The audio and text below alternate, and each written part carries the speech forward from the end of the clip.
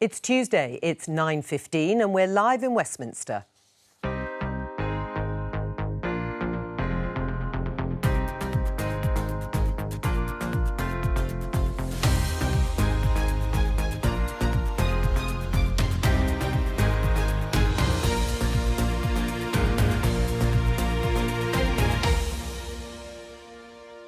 Joining me today, Conservative MP Tom Hunt, the SNP's David Linden, Novara Media contributing editor Ash Sarkar and Annabel Denham of the Institute of Economic Affairs. No more compulsion in England. We'll have to decide how to behave. If we can't reopen our society in the next few weeks, we must ask ourselves, when will we be able to return to normal? We are in the face of an increasing epidemic at the moment, and therefore we need to behave accordingly in terms of trying to limit transmissions. Labour say it's reckless. Thousands upon thousands younger people will be exposed to the virus, and many of them will develop serious long-term health conditions. Will Priti Patel's crackdown on illegal migrants stop any more of these small boats landing in Kent? These British gas shares, they couldn't be easier to do. Most young people wish this had never happened. Should capitalists be worried? So, last night, Boris Johnson all but confirmed the restrictions of COVID would be lifted on the 19th of July. Let's take a look at some of the newspapers and their headlines and how they covered it. Starting with the Daily Telegraph, it's now or never, says Boris Johnson. Contrasting headline in the Mirror, which has this: Freedom Day confirmed, but masking for trouble. The Sun had something slightly different relating to the football, of course. It's now or never, free Lions, and finishing up with The Guardian's take. Johnson sweeps away lockdown restrictions in COVID-19 gamble. My question to open today's programme with the guests is this a reckless gamble or a calculated risk? Tom? I think it's the right thing. I think obviously the Prime Minister's been cautious. There was a roadmap. He delayed the roadmap so we could have that extra time to get those double jabs in, which are more resistant to the Delta variant in particular. But I think I agree with the Prime Minister, if not now, when? You know, and I think that we can say, you know, is this reckless? Is it reckless to continue having restrictions that are, in many cases, even now, having such a negative impact on the lives and the livelihoods and the mental health of millions of people up and down the country? So we've got to get back to normal, and I support the Prime Minister fully on this. David, what's your view? Is it reckless or a calculated risk? Well, look, I think we all want to get back to normality as quickly as possible. I hear that regularly from the businesses in my constituency, but I'm a bit concerned that there'll be a degree of mixed messaging coming from the UK government, particularly on the issue of face coverings. We in Scotland have already said that we can foresee that there'll be a need for face coverings going forward. We're very much in the ascendancy of this third wave with the Delta variant at the moment, and it strikes me as being just a little bit bizarre that we've got this kind of gung-ho attitude from the UK government. Now in Scotland, we will set out, there'll be a statement in the Scottish Parliament next week about the situation that we're in terms of unlocking the economy, but I think there will be some pretty significant differences between Scotland and the rest of the UK, most notably on face coverings. All right, we'll talk about that actually a little later on. Annabel, your view, is it a reckless move or a welcome return to normality? I agree with Tom. I think if you look at the data, the link between cases and deaths has certainly been severed. No one knows exactly what's going to happen when we reopen. Not Boris Johnson, not Keir Starmer, not Chris Whitty, but we can be fairly sure that when we do, it will lead to a surge in infections. So why not now? You know, of course, there are concerns around long COVID, and I suspect that we're going to hear a lot more about this in the coming weeks and months. But I think that the government is right to present people with the risks and allow us to make judgment. Ash? My concern here is that I think that the Prime Minister has presented something of a false binary, because obviously all of us want to get back to normal. I personally would climb over my grandmother to get back in the club.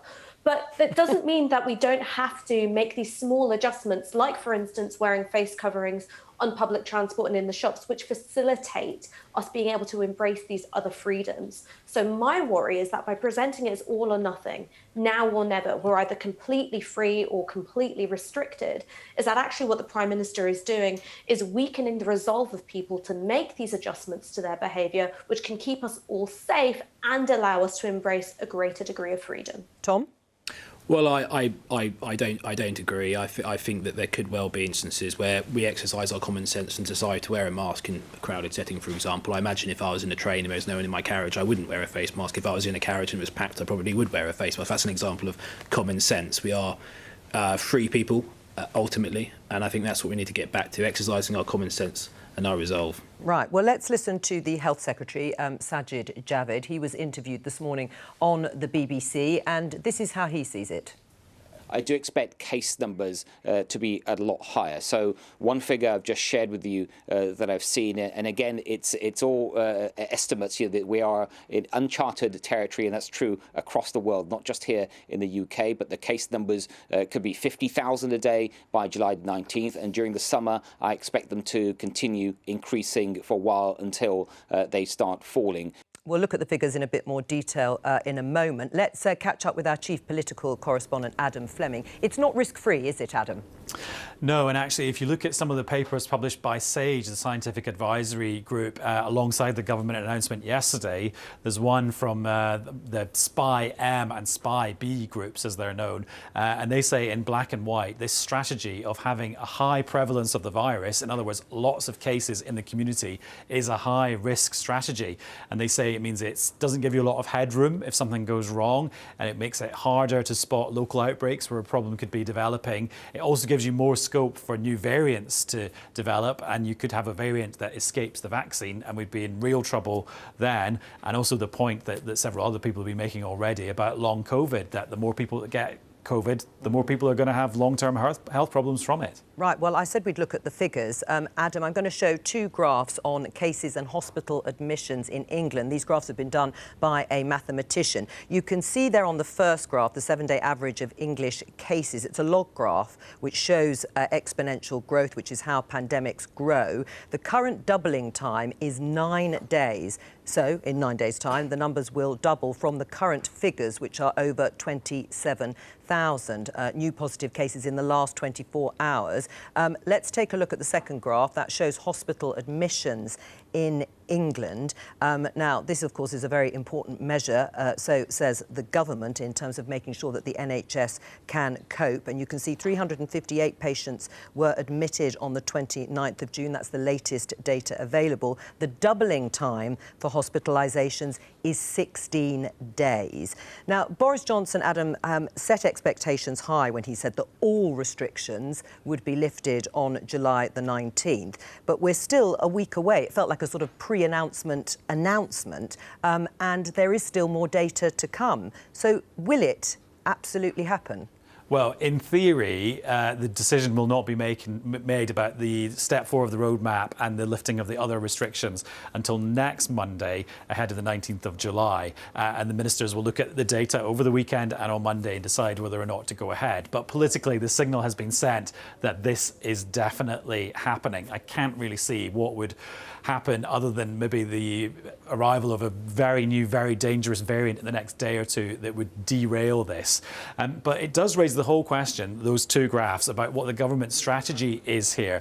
The fact is that you've got the vaccine that is loosening the link between the number of people getting COVID and then the number of people going into hospital and potentially dying from COVID as well. It means we're in a very different situation from previous waves. And that means it gives the power to the government to choose when to have the next wave of COVID cases. And they've made a choice that it's better to have it now as the weather gets a bit warmer, as the summer holidays are about to start and NHS capacity is looking okay. You have that wave now, because the alternative would be to have it later in the year when the NHS will be under a lot more strain from the flu strain that is inevitably going to hit the UK after a winter of lockdown. Or you keep restrictions in place and you then do this unlocking next spring in 2022. So that is the entire basis, those two graphs, for the government strategy doing this. Right, well, that is obviously the thinking. And Sajid Javid, the Health Secretary, did go on to say in another interview that cases could rise to 100,000 a day at some point over the summer. Yeah, and that's the kind of cognitive dissonance you have watching this whole story unfold, in that your first reaction as a human being when you hear the Health Secretary say there's going to be 100,000 cases is one of kind of shock. And you think, wow, that's a lot of cases, because we've all been trained to look at that graph and worry about the numbers. But then the more rational COVID observer steps in and you think, well, that's obvious because of the doubling time you just talked about. If there's 50,000 cases a week 2 weeks on Monday, well, then there'll be 100,000 cases 2 weeks following that. The key thing is it does not translate into a large number of hospitalisations. Although if it did, and maybe there is a certain number of cases way beyond 100,000 that does lead to a certain number of hospitalisations that would threaten the NHS, well, then the government would have to change course. But they seem pretty confident in their modelling, in their equations, and the link between the vaccine and the hospitalisations that we're not going to get to that stage. Chris Whitty said the peak of this wave will come towards the end of the summer, and it will not go beyond the capacity of the NHS to respond. Right, now, Adam, take us through some of the things that we don't know yet for certain, but I think we're going to hear either later today or certainly this week, which is around self-isolation rules, and if you're double vaccinated, whether you will now be liberated to a certain extent from the existing rules, and also school bubbles that have been in place will be scrapped from July the 19th. Is there anything else we're waiting to hear? So we'll get those two announcements today in the Commons. We'll get the Education Secretary saying that school bubbles are going to disappear, and if you're a school pupil and one of your classmates tests positive, they'll have to go home, but you will be able to continue going to school as long as you test negative with a lateral flow test every morning for a few days. That will stop the hundreds of thousands of school pupils in England having to have their education disrupted, even though they don't have COVID and they've not got any symptoms. We think that will come in on the 19th of July as well, but the idea about that is so that summer schools aren't disrupted. It'll kick in for the rest of schools in England at the start of the next term after the summer holidays. We're also going to get an announcement today from the Health Secretary, we think, who'll be doing the announcement that if you get contacted by Test and Trace or pinged by the app because you're a contact of someone who's tested positive, you will not have to go into quarantine for 10 days if you've had both doses of the vaccine. We're also expecting later this week a statement from the Transport Secretary, Grant Shapps, that will say a similar policy will apply for double-jabbed people who return to the UK from amber list countries on the government's traffic light travel system. At the moment, you have to isolate for at least 5 days if you come back from one of those countries. Now, I think the intriguing thing about some of those policies is those will be the first instances where the government has discriminated between people who've received both vaccinations and people who haven't. Now, if you've received both vaccinations, you're thinking, hooray, I can go to Spain and then come back and go straight back to work. If you're in your early 20s and you're still waiting for your second dose, you're thinking the total opposite. Right, yes. Well, I'm not in my early 20s, but I will feel sorry for those too, of course. Adam, thank you very much. Much of what Adam was talking about, obviously, is referring to England. We have David Linden here. David, let's talk about Scotland. You mentioned masks. We'll come on to that. But Scotland is believed to have the highest COVID rate in the UK. That's according to the latest ONS figures, with estimated levels in the Scottish population 73% higher than in England. It's also said that a couple of regions in Scotland have the highest COVID case rate in Europe. NHS Tayside has the highest rate of all. What's happening? So I think part of the problem that we've had is that the Delta variant, which we know is 40% more transmissible, has been seeded in certainly my own city of Glasgow, you know, most densely populated city in the country. Now, one of the reasons why we're on this league table perhaps for the first time is we don't have those levels of natural immunity that perhaps other people in the UK might have. So we saw much earlier in the pandemic places like London much higher up that league table. We want to try and get Scotland down from that league table as quickly as possible. So that's why we're asking people in this month of July to go along, get jagged, make sure as well that you're doing your twice weekly lateral flow tests. There's an awful lot of work that's going on to try and reduce that virus, but there's no doubt that the Delta variant, now I've got major problems about how the UK government has handled border control in the UK, but there's no doubt that that Delta variant being seeded in some of these most densely populated cities like Dundee and like Glasgow has caused us a number of problems. Well, one of the interesting issues, because it is around hospitalisations and weakening that link. So with your higher figures in certain regions, how are hospitals coping? So I think the hospitals at the moment are coping very well, and I would pay tribute to the NHS staff who are working flat out to do that. But the most important thing that people can do here is make sure that they're going and getting their vaccine when they're called forward, and that includes their second dose as well. Don't forget, if you've only had your first dose, that doesn't mean you've got complete immunity from this.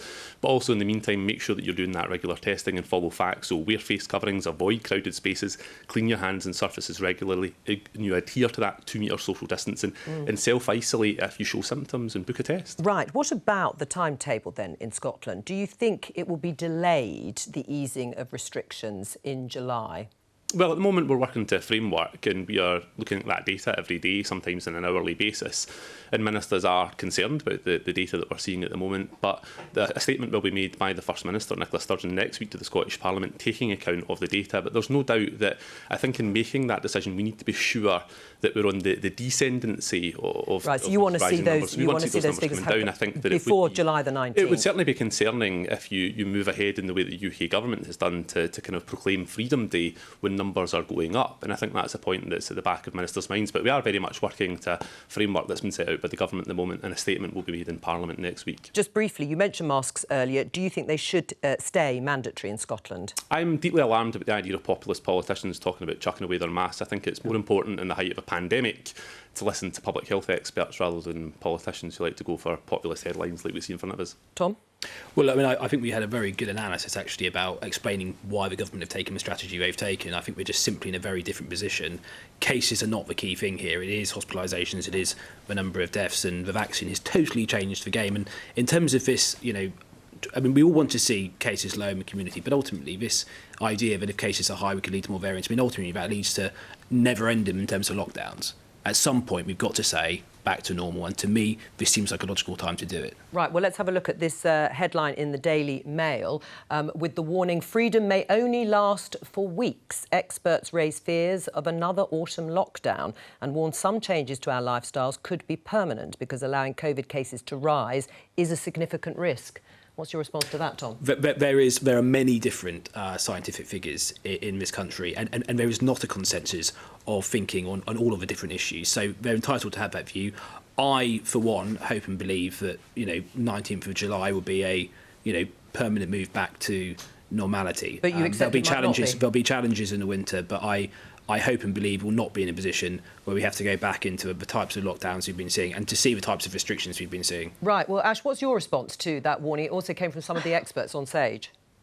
So, look, I think the problem here is that you've got the government trying to sell the public a dream. And what they want is this top line, great optics, Freedom Day, we're going to be cautious and we're going to be irreversible. And the fact is that you've got to pick one. You can be cautious and data-driven, or you can make a promise which you may not be able to keep, that the unlocking will be irreversible regardless of what goes on with case numbers, hospitalisations and variants. And the point that I'm making is that actually you are able to return to normalcy if we maintain some adjustments in terms of our behaviour. Face coverings might be one of them. Being responsive to outbreaks and willing to move quickly to contain them is another. Being able to move quickly when it comes to restricting travel from hotspot countries where new variants emerge, that's another thing that we need the government to do. Whereas at the moment, I don't think that politicians are being that straight with the public, that in order to be able to do what they say we have to do, which is live with the virus, we can't just pretend that it doesn't exist. We have to have a responsive and responsible government willing to act quickly and willing to be honest with us that we do have to retain these changes to our behaviour in our daily lives. Annabelle?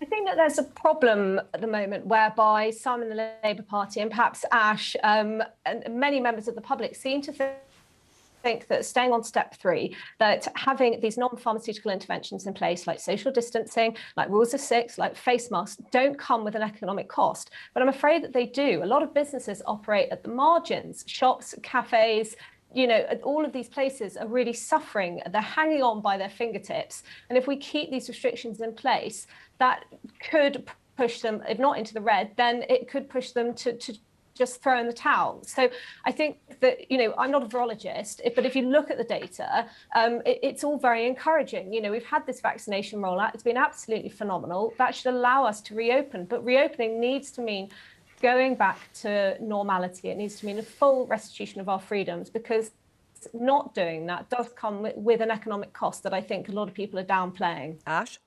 But what's the economic costs of face coverings? Can you just tell me that? Because what I'm talking about is that being able to do things like end social distancing, get back in the nightclubs, revive our hospitality industry, it's that it will mean that we have to have these other changes to our behaviour, like QR codes, checking in, a really good test, trace and isolate system, and face coverings. So can you just tell me the economic cost of face coverings? Because I don't get it. Annabelle? Well, I think it's very difficult to quantify because you have risk compensation. You don't know how people's behaviour will change in other ways, and whether these nudges are additive, whether people are going to wear a face mask, but that means they don't adhere to social distancing. So it can be quite difficult to quantify the exact cost of them. But I would say that for every person who's nervous about going into a shop because people aren't wearing face masks, you have many people who don't want to go to the movies and sit in a face covering for 2 hours. It's undoubtedly going to have an effect on businesses. And that's just talking about patrons or customers. What about the people who work in these shops or hair salons? And they've got to bear the cost of providing protective equipment to their staff. So, as I say, I just don't think that we can downplay the fact that these non-pharmaceutical interventions do cost businesses, and they can make the difference between businesses surviving and them folding. But those businesses have to bear the cost of their staff getting sick. So when I worked in a pub, I was a really bad barmaid, I was really grumpy, right? It was me that would have to cover the cost of either taking a day off unpaid or my employer having to pay me sick pay. And that would be worse than having to wear a face covering so I can keep working. And so that's the thing, is that I feel that you're living in cloud cuckoo land where we can get rid of everything and there'll be no effects. What I'm saying is that in order for us to facilitate these freedoms that we all want to have, you are going to have to put up with some of these minor inconveniences, because the much greater inconvenience is people getting sick en masse, even if you don't have a huge increase in hospitalizations. And I'm really glad that we're not having a massive increase in hospitalizations because the vaccine's doing its job. You still have people taking time off work. Getting coronavirus really sucks. And you have this risk of long COVID, as many as perhaps 1 in 5 people suffering from long-term effects of having had coronavirus. Before we move on, did you want to say something, Tom? Well, I think the reality is, I think that there are risks every day that we take. I think if we're going to start restricting people's freedoms and liberties in the way that we've done, the bar needs to be set very, very high. And that bar was met when we didn't have vaccines, but now we have vaccines. It has dramatically changed the situation. Therefore, I totally disagree with what Ash has just said and sympathise with what Annabelle said. All right, before we move on, just to let you know, I've been told the entire English cricket team is having to self-isolate. Let me just show you this newspaper headline, because we're going to talk about moves by Priti Patel, the Home Secretary, to cut down and crack down on the illegal trade of migrants crossing in small boats over the Channel. This is Priti Patel. This sickening trade in humans by vile gangs must end. This comes ahead of a bill being published tomorrow, an immigration bill. We don't have the details as yet, but what we understand is that there will be a new offence for those arriving in the UK without what is called a valid entry clearance, and target people traffickers with penalties for aiding illegal immigration. Now, the change is intended to help authorities to prosecute migrants who attempt to travel to Britain on those small boats and are intercepted by border force officers. At the moment, and entering the country without leave doesn't cover migrants intercepted and then brought to shore by border force officers. Tom, will this actually put anyone off crossing the Channel? Well, I hope so. But ultimately, I think if you've made the conscious decision to leave another, because they're coming from a safe European country, another safe European country, France, you've decided to break UK immigration law to come over here, I think that you should be held to account for that. I mean, ultimately, these are individuals who are coming from France. They're not coming directly from a war-torn country. And I think the government is right to be taking a more robust approach to this. My constituents are very angry by what they've seen, the images they've seen. And I actually think this limits our capacity to show compassion towards the most genuine of refugees who are fleeing directly from these war-torn countries. So, yes, a step in the right direction. David? Well, I think in this whole process, Jo, I mean, I think of the 3-year-old toddler, Alan Kurdi. Let's not forget, in 2015, those incredibly moving images of a toddler washed up in the beach. The idea that people go on these boats or put children on these boats and they're coming to the UK for a food bank voucher really is quite offensive. And the references to asylum shopping that we've seen in the media in recent days, I think, is extremely distasteful. You know, I represent a constituency that's got one of the highest numbers of asylum seekers in the UK. And I think that we've got to understand why it is that people sometimes are making these, really dangerous journeys, perhaps because there are no safe and legal routes to the UK. We also have to look as well about the broader treatment of asylum seekers, those dawn raids, the Napier barracks, the inhumane conditions that we keep people in. And there is a reality here that the UK's asylum system and this dog whistle politics that we hear so often from the British government is just deeply offensive and completely misses the point of the much wider issue when it comes to the treatment of asylum seekers. Tom? I totally disagree.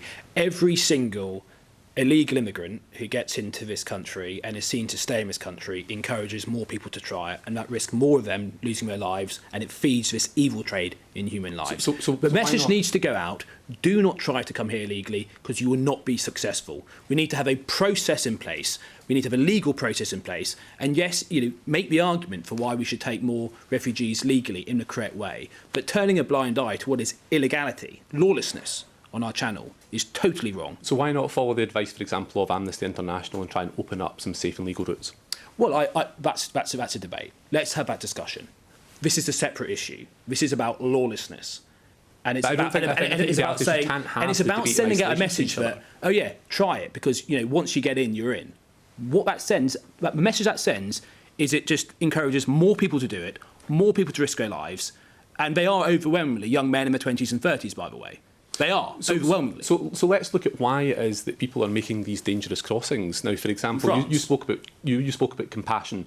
So if the UK is so focused on compassion and people are fleeing countries because of famine and starvation, why is the UK government cutting the international aid budget and nutrition projects then? Well, I think there's unprecedented pulls on the public purse at the moment. And I think when we're talking about, we're already giving more money than virtually any other comparable country in the world in international aid. But I think when there's unprecedented pulls in the public purse, I think prioritising domestic spend, school places, hospitals, I think is a right thing to do, and I support it. Ash, can I return to the issue, which is, will it stop people making the crossing by tightening up the laws and the regulations in terms of when people can actually be arrested? More than 2,000 migrants have crossed the Channel on small boats in June 2021 alone, setting a new record. Is Tom right that actually all it's doing is encouraging more people to risk their lives? Well, what we need to do is have a fact-based conversation. So you're right, there was an increase in small boat crossings in 2020, but overall, the number of asylum claims remained static. So you had this huge explosion of images, and I think a lot of scaremongering around small boat crossings and asylum claims in order to justify quite a draconian crackdown, but actually the numbers were remaining flat. So I think we need to question the way in which media coverage is warping our perceptions of what's really happening. And what is really happening is that, one, making conditions more miserable for migrants isn't really having an effect on either asylum claims or small boat crossings. We've seen the conditions in Napier barracks, which are terrible. A huge outbreak of coronavirus, a fire that was set because people were so miserable and felt so without hope that they ended up burning down their own accommodation. Justifying that. Tom? She's justifying illegality. Oh, criminal damage. Criminal damage. Oh, can we just have, again, a fact-based conversation? Well, it is a fact. Right? They break the law. When you've got people... if you were... Hang on a second. If you were in a barracks... I wouldn't burn it down. Literally dozens of people around you had coronavirus. You yourself may have been deeply traumatised and suffering from PTSD because you have fled a war-torn country. Many of these people are victims of torture. Do you expect that you would behave within the same bounds of civility as you or me with our privileged existences would? No, I don't think that you would. I think the way in which you deal with... I think... No, wait. Because I think the way in which you deal with deeply traumatised people who have fled famine, fled war. Yes, many of them haven't stayed in the first country. I was going to come to this point. Yes, many of them haven't stayed in their first country where they've arrived, but actually most of them do. The UK processes fewer asylum claims than France, Germany, Greece, and in fact, Europe overall takes fewer asylum claims than countries neighbouring the ones that people have just fled. It does seem to me there that you have just justified individuals doing criminal damage setting fire to property, it just seems that you justified that. I'm saying the way in which you stop this from happening, right? I want to prevent any scenes like that from ever happening again, is that you treat people like human beings. And you take a look at Brook House Removal Centre. The Independent Monitoring Board found that a third of detainees at Brook House had to be put on constant suicide watch. Do you think that's acceptable? Do you think that that's a good way to treat human beings? What I think is acceptable is we have a system based on rules that are followed. What I think is acceptable is if somebody breaks our immigration laws and comes here from another safe European country, that we do not allow them to stay in our country. I think most people in our country, most people in our country, most of the people in our country, there should be clear rules that are followed. This is very much an extreme view that you've got. It's not in keeping with the majority of people in our country who are actually compassionate and do actually want to represent the most genuine of refugees. This trade in human lives makes this harder. It makes this job harder. Your position is not a compassionate position and it is not a moral position. I'm saying expand the number of legal and safe avenues for asylum seekers to come here and lodge their claims when they're in this country. The fact is that most asylum claims don't even come to this country, and people who do want to come to this country, it's usually for reasons of language familiarity, or they've already got a support network or family here. And what's going on with these policies is that they push people out of those safe and legal routes and into the arms of the people traffickers. So if we want to have a conversation based on reality where we agree we don't want people traffickers and people who profit off human misery to be able to exploit poor and desperate people, that means expanding safe and legal routes. Right. If what you want to do and what your government wants to do is just immiserate the lives of asylum seekers, you're not going to do anything to numbers. And all you're going to do is create more human misery. Tom? I think, as I say, not being robust in dealing with this issue, which is illegal immigration, limits our capacity to show compassion to these other individuals. I also think that, yes, there'll be some people who have come from this other safe European country, France, who have had a difficult lot. But actually, there will be some who are, frankly, economic migrants.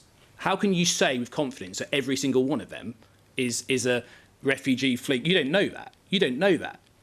Hang on, Ash. I'm going to bring in Annabelle just briefly, and I want to get your view on it, Annabelle. But in the light of a figure from 2019, because I think that is the most up-to-date figure we have, 4,000 unauthorised Channel arrivals, fewer than the figures I've read out so far for this year, actually equalled less than 1% of all immigrants, just to put it in some perspective. But what is your view about the legislation that Priti Patel is proposing to deal with this?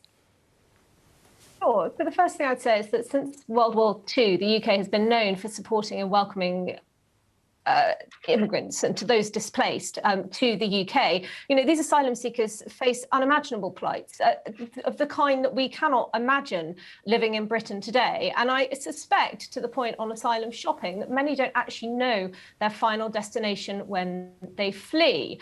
I think that the government is responding to what it deems to be public hostility. And as Ash says, this may have been whipped up by the media and the images that we see splashed across the cover of newspapers.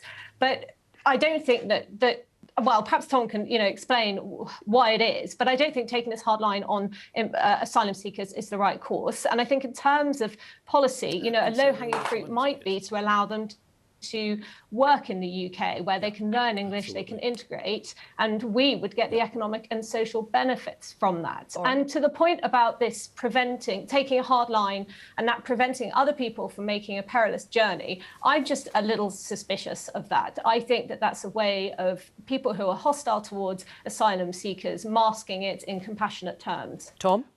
Totally disagree. I think ultimately, if somebody wants to move to this country because they want to make a contribution, then they should apply for immigration status like everybody else. And ultimately, we can make a determination about whether or not they should be granted immigration status or not. I mean, ultimately, it seems as though what Annabelle's arguing for is a kind of free-for-all, where anyone can just come to our country, they don't have to follow the rules, and once they're in, they're in.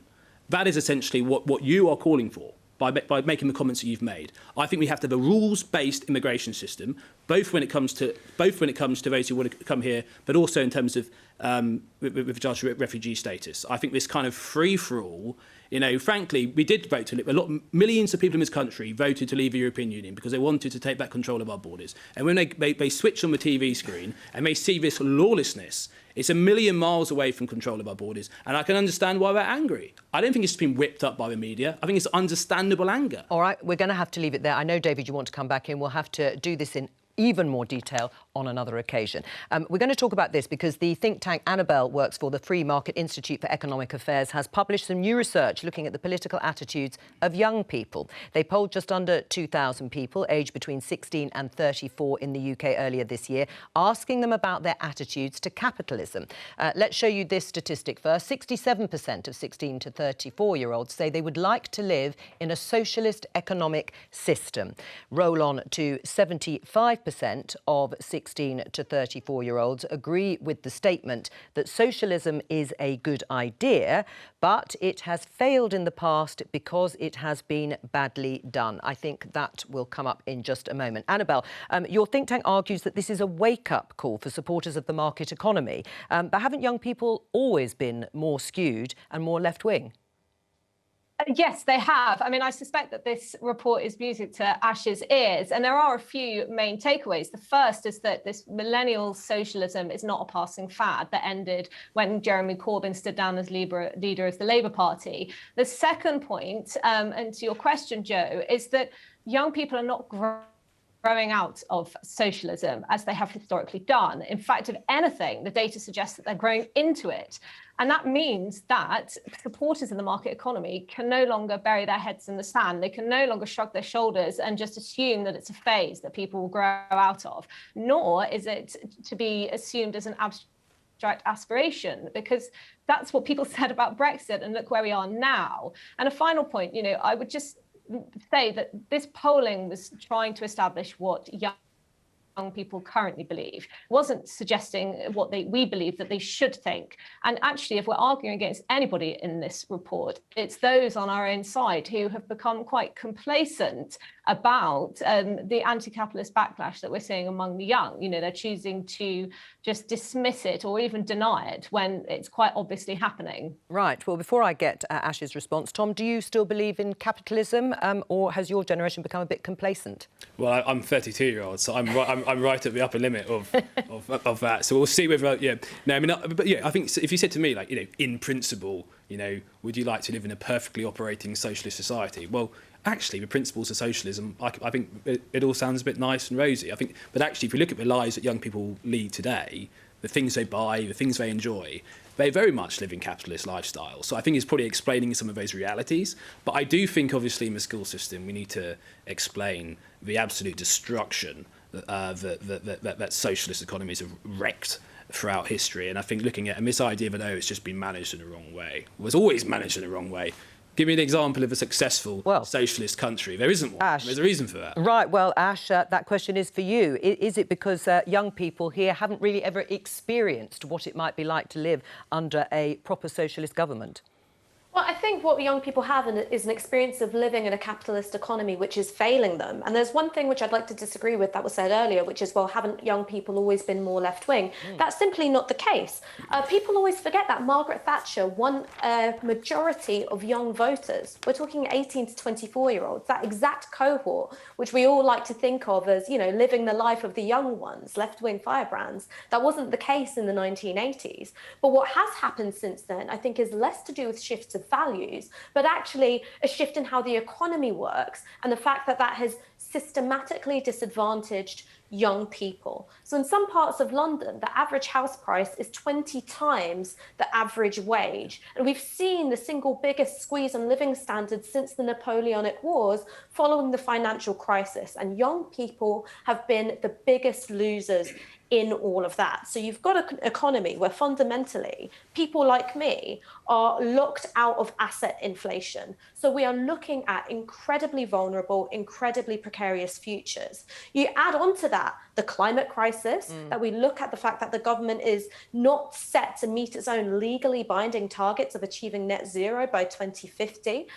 You look at this sense of, you can buy anything you want. You've got all this consumer power, and yet you can't get the things that you really need to live a dignified and secure life. No wonder young people are turning away from capitalism. It's failing them. And a good example where people should look to a socialist government? Well, I think we can look at all kinds of socialised public service provision and go, that has succeeded. I'm with you in a critique of authoritarian socialism. I'm a Democrat.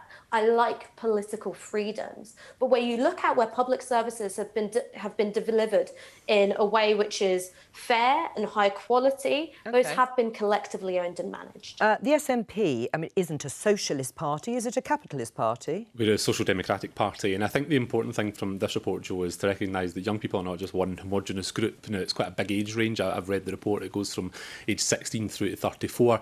But what is not a surprise to me is this idea that people are shunning the kind of failed Tory economic model. That's something that we see in Scotland. That's why, for example, the Conservatives have never won an election in Scotland since the 1950s. But don't be surprised when young people want to see investment in social housing. They want to see good employment policies coming forward. For example, taking action on exploitative zero-hours contracts. All these things the UK government have failed to do. And that's why it's no surprise that young people in Scotland want to make sure that we can have that future, that Scotland gets to choose its own future in a post-pandemic referendum, so that people in Scotland can make their own decisions, not Boris Johnson. Tom? I think there is a legitimate point here, and I think there is a housing crisis that we're living with at the moment, and I do think we need to build more houses and we need a more participatory economic system. So I can see why there is a problem with young people today. Right. I mean, do you think the Conservative government, successive governments, have done enough to help young people across the board? I think there's been lots of positive steps, but I think when it comes to the housing market, there is a problem, a big problem. You know, and I think we need to have if you want to have capitalism, you have to have capitalists, and that means owning assets. And if we don't have a large proportion of young people owning or even aspiring realistically to own their own home, we have a big problem. So, like, I do have some. So why therefore discriminate young people when it comes to paying people who are under the age of 25 a different wage from the people that are doing the exact same job as them on the factory floor or elsewhere in the workplace? You know, if the Conservatives are serious about making sure that we have equality for young people, why do we pay people who are under 25 a different level of pay? Tom?